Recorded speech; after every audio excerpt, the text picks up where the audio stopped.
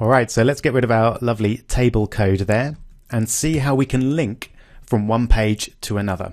You've all spent plenty of time clicking on links, I'm sure, and they're actually really easy to introduce into your pages. So let's put our link inside a paragraph tag. And the tag that we use for links is the A tag. I believe that stands for anchor. We'll see specifically what an anchor link is in a few minutes' time. But first I want to show you how we can link to, for example, the Google homepage. So the A tag generally just has the one attribute, and that's href. So that's short for hyperlink reference. And that is the URL that we want to link to. So the full URL of Google is http://www.google.com. There we go.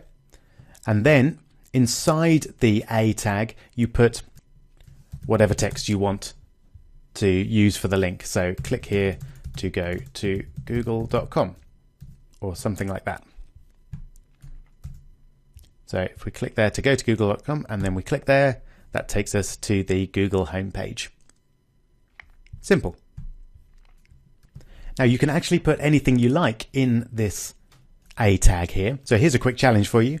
Can you put an image inside a link and then make it so that when you click on the image, it goes to a website of your choice, say Wikipedia.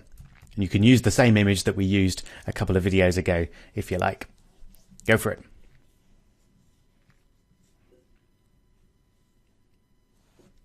All right, I hope you managed that.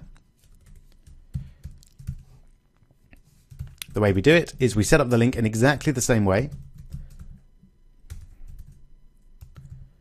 So we're going to Wikipedia this time. So we just put wikipedia.com. And then inside the tag for link, we put our image tag. So if you remember, that's img, and then source, src, equals, and then my one was homer.png. There we go. Simple as that. So let's have a look. So we've now got our first link is still there, and there's our lovely Homer image. If we then click on that, it takes us to wikipedia.org. Let's just update that.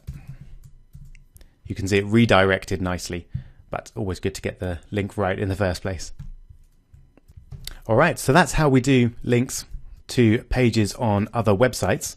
We can also do links within our website, and they work slightly differently.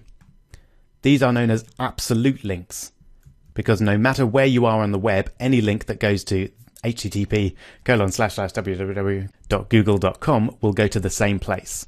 But there are things called relative links, which we'll see now, and they can be a little bit easier if you're linking within your website.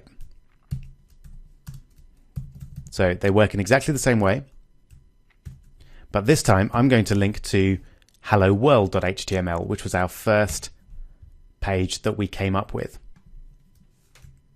And you can see this time I don't need to put http://. I just put helloworld.html because Hello World is in the same folder and location as the page that we're in at the moment. So if we have a quick look in the Finder, you can see Hello World is there and my web page is there. So if they're in the same place, you can just put a link to them without having to put all the other stuff. Right. And that's really useful because you might move your site to a different domain name for some reason, or you might restructure your site so that things are in a slightly different place to where they were before. And if you do that using relative links, it should not break anything. So I'd recommend using relative links on your own site and then absolute links if you're linking to someone else's site. So let's just check this one out.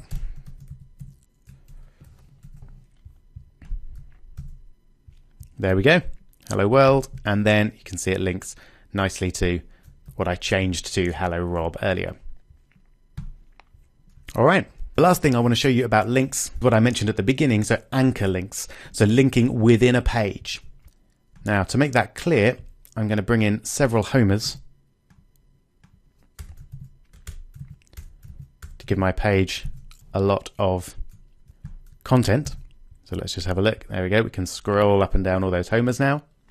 And one thing that's very useful when you've got a nice long page like this is a link at the bottom that says back to top.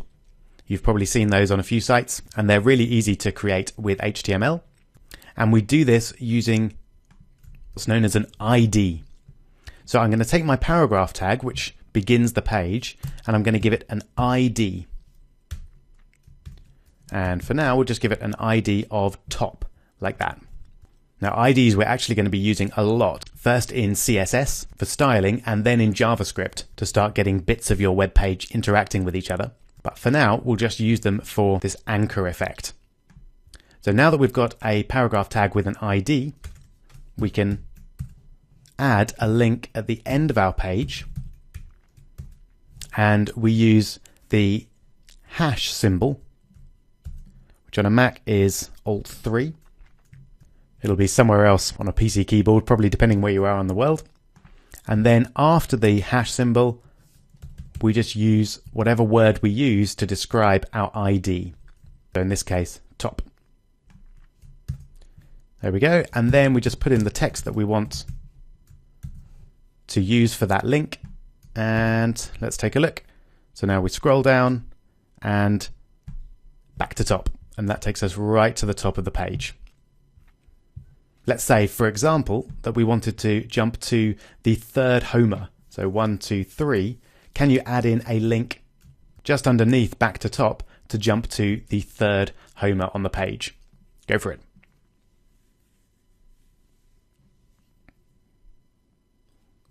All right, hope you managed that.